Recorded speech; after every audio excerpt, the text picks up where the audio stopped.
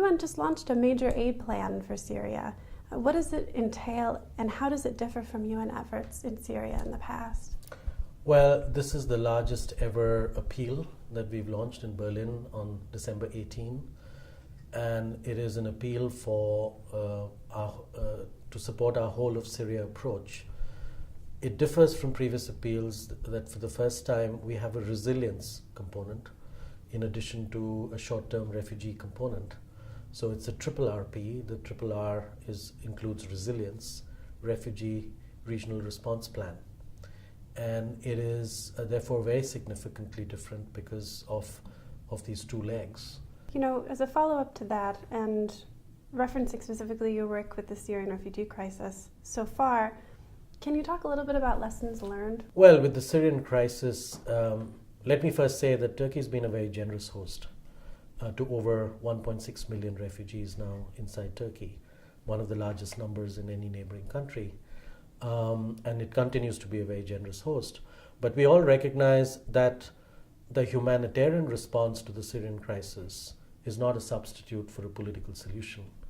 And so we really do need a political solution at an overall level. Right now, that doesn't seem to be in sight. What we are focusing on as the UN is local level ceasefires, freezes, and we hope that will open up humanitarian space, which will allow us to respond to populations in need who are otherwise hard to access. And the other is that we do need a whole of Syria approach. Mm-hmm. We need an approach which is therefore holistic and is not just focused on inside Syria, but in fact on the entire region. And we need it across a whole range of sectors. Mm-hmm. As the UN system, our response through the triple RP recognizes that this is not just a humanitarian crisis, but in fact it is a long-term development crisis for Syria and even for some of the neighboring countries. And I think that's a lesson that's also come out from the early experience, which is why now we have a triple RP for the first time. But everyone now recognizes that this is not just a humanitarian crisis. I want to ask about Turkey's emerging role as a development donor. How would you characterize Turkey's identity as an aid donor? And in what countries and sectors do you feel it will be exerting the most effort? Well, Turkey's had a dramatic increase in its international development cooperation program over the last few years. Much of that has been focused on humanitarian issues. And as a result, Turkey is now the world's fourth largest donor in terms of humanitarian assistance. A lot of that is, of course, colored by the unfortunate Syrian crisis, and Turkey's responded very generously to the Syrian crisis on its border and now spilled over into Turkey. So that is very much one face, the humanitarian face of Turkey's response.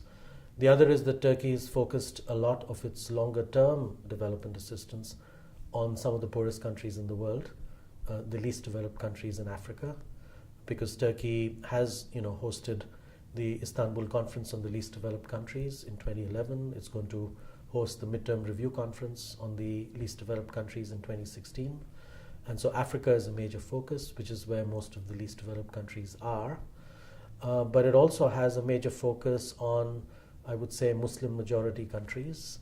And a lot of its assistance goes to countries such as Afghanistan and other OIC member countries. So that is very much the face of Turkey's emerging international development cooperation program, which UNDP in particular has been supporting to try and strengthen Turkey's capacity to make this program as developmental as possible.